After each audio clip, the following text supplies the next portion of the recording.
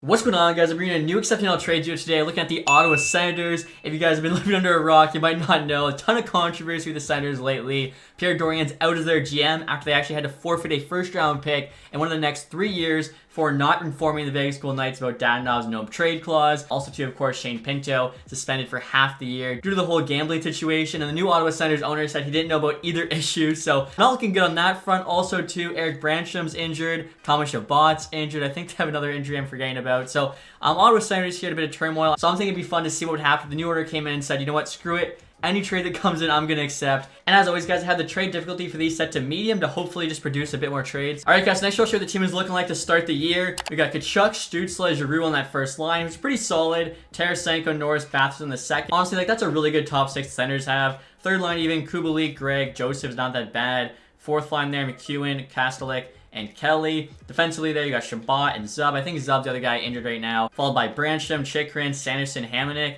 Very solid left side, not so much the right side. Goaltenders there, they got Korpisalo, they got Forsberg. And right here, you guys can see our trade blocks. We got the top players there, Stützle, Tkachuk, Sanderson, Chabot, as well as the Red Wings first round pick. I might try, like, during the season, putting some more, like, kind of mid-value players on the trade block to try and generate more trades, as it seems like the computer's always just scared to make those blockbuster deals. Surplus there you can see is everything. Any forward, defenseman, or goalie, 17 to 50, any pick. The wants those a little bit different. I don't have first-round picks there. That way we hopefully get less prospects and more, actual NHL players. And then for both the forward and defenseman, I have the rating there set to 78 minimum. That way they're at least, a fringe NHLer. And finally, for the goalie wants here, I actually had the overall set to minimum 83 just because we already have two 83 goalies. So it doesn't really make a ton of sense to trade for somebody less overall. So I'll get started here, guys, with the sim. Hopefully, like I said, some trades can come in. If not, I'll try, mix up the trade block. I feel like ideally for these videos, you want, the most trades as possible. So we'll see what happens. Wow, look at this, guys. I didn't even sim a day yet. Nashville's offering us Tyson Barrie and a third-round pick for Kubalik and Joseph. I just mentioned how the right side of the Senators D was pretty weak. Tyson Barrie comes in, immediately fixes that.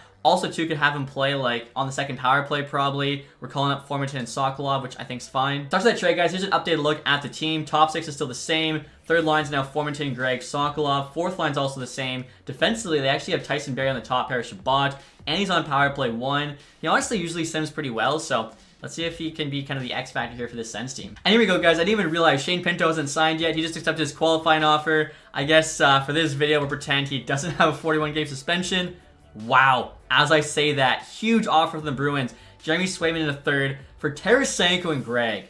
Wow, wow, wow. Wow. As I mentioned before, guys, I'm still using Vasi's rosters for these videos. So Swayman here's got elite potential. He's 87 overall because honestly, he is that good. Tarasenko, though, is an 85. Few X factors. Gregg, of course, a solid young player. We get a sick goalie, though, coming in. So interesting here. Third round pick. Maybe we'll actually include that in a trade later on. But already quite busy. Shane Pinto gets called up, so he signed just in time. And after that trade, guys, the first line's intact. Second line's now Bathurst, Norris, and Pinto. The third being Sokolov, Kelly, Formanton. The fourth line, you got Highmore on there. So definitely lost some forward depth. Defensively, of course, is the same. Goaltending-wise, though, Swayman's now our starter. What I'm thinking, honestly, we've got both Korpisalo and Hamonic scratched right now. I'll probably throw them on the block just because, like, they're not doing anything for us. If we can, get them moved, I think would help with the team. Also, too, guys, 4 games into the season, Brady Tkachuk currently has 9 points, averaging over 2 a game. That's a solid start. Wow. Here we go, guys. We're getting taken advantage of again. Buffalo's offering us Gergensen there in 2 seconds for Jacob Chychrun.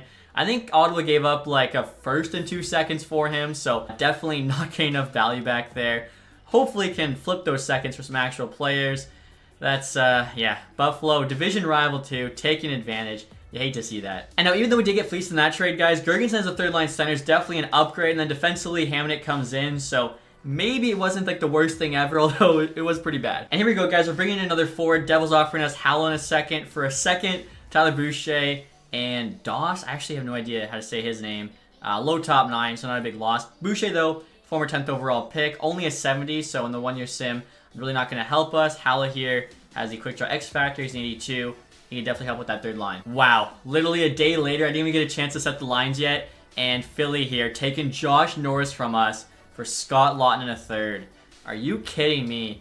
Norris is like an 85 or an 86. I think Laughton's like an 84 max.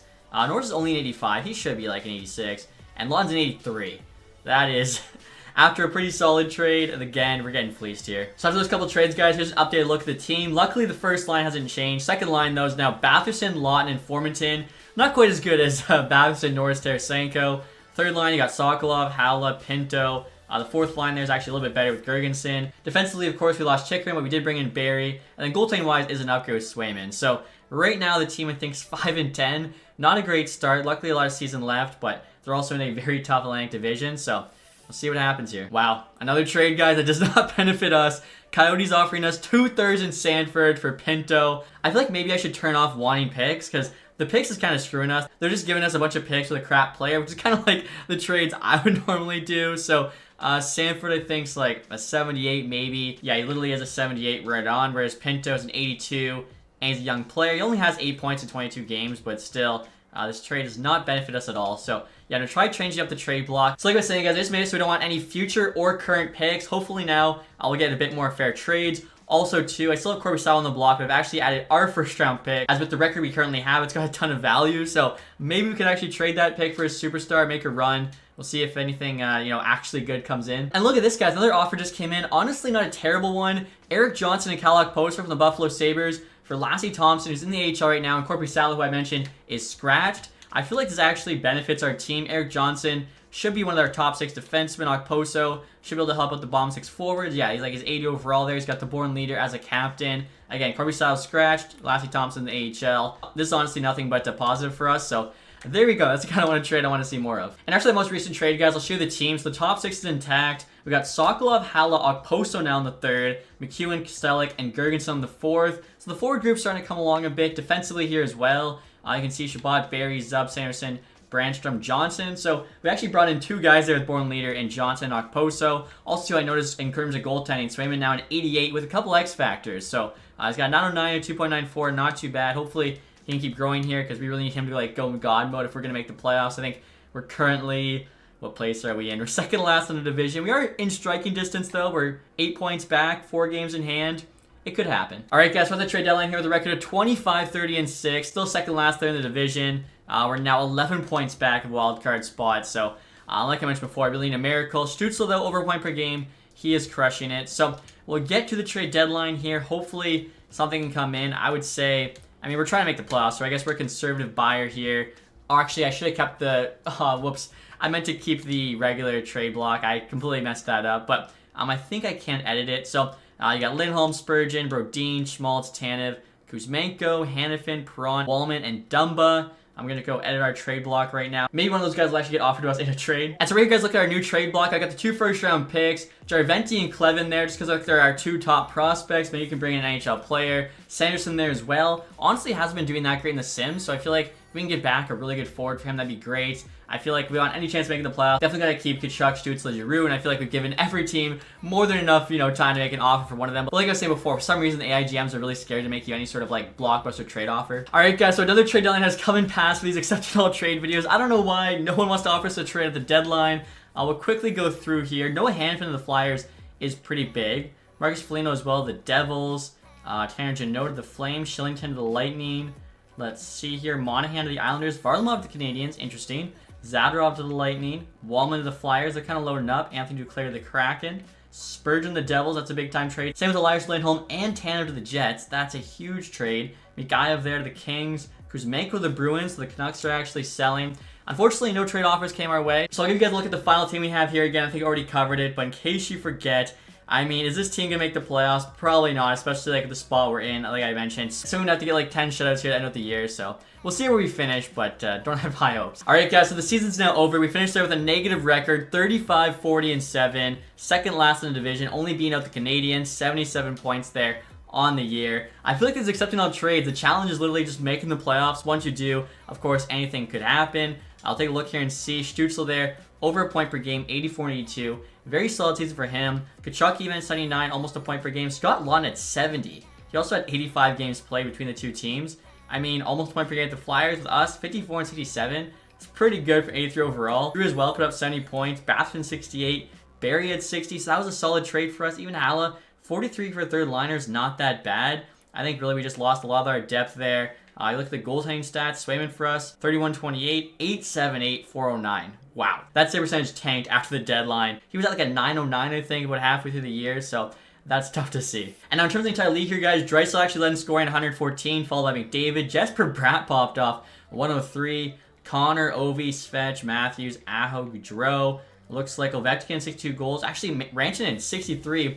Wins the race, Richard. Defensive scoring there, Adam Fox, 91. And then rookie skaters here, guys, as usual. Connor Bedard, 87 points. He outscored Fantilli and Carlson each by 40. That's just crazy how well Bedard sims in that first year. So I'll take a look at the entire league. I feel like, were we a bottom 5 team? Oilers actually won the President's Trophy. You had 9 teams there with 100 plus points. Washington, Boston, kind of get screwed. If they're in the West, they get in. And wow, tough year for the Senators. We finished 29th in the NHL. Only the Sharks, Blue Jackets, and Canadians did worse than us. Now the large results are in here, guys. Columbus jumps from 2 to 1. We're picking second overall, so if we weren't, doing a 1-year sim, that'd be nice. Also got the 14th overall pick via Detroit. Detroit's got 15 via Boston. So many picks being moved. Unfortunately for Sens fans, the Toronto Maple Leafs there win the Stanley Cup. So Sens miss the playoffs, Leafs win the Stanley Cup. Kind of like a worst case scenario here, I'm not going to lie. Take a look at the playoff tree. So the Leafs beat the Rangers in 5. They then swept the Lightning, beat the Devils in 7 in the conference final before beating the Stars in 5 in the Stanley Cup final. A Dallas Stars Toronto Maple Leafs Stanley Cup final, I honestly don't think it's like, too crazy a prediction. We'll look at the awards next year. I think team awards are already covered. Individually here, Draisaitl and Ziart Ross and the Hart. Adam Fox, James Norris, Jesper Bratt, Lady Bing, Bedard got the Calder, Nylander, Conn Smythe, definitely going to get paid. Jacob Markstrom has a bounce back year, gets the Vezina. Stuart Skinner and Jack Campbell actually split for the William Jennings. You then have Scott Mayfield there with the Bill Masterton, Flames coach Jack Adams, Ryan O'Reilly, Selke, Draisaitl, Ted Lindsay, and then Rantanen there with the Maurice Richard. So unfortunately, not a great sim here for the Ottawa Senators. I feel bad because obviously, like I mentioned, a lot of turmoil right now in real life for them. I was hoping we could have some success here in NHL 24. Unfortunately, more of the same. But hopefully you guys enjoyed this one. If you did, leave that thumbs up. Let me know which team I should be next in the comment section down below. And as always, guys, thank you so much for watching. Have a nice day. Goodbye.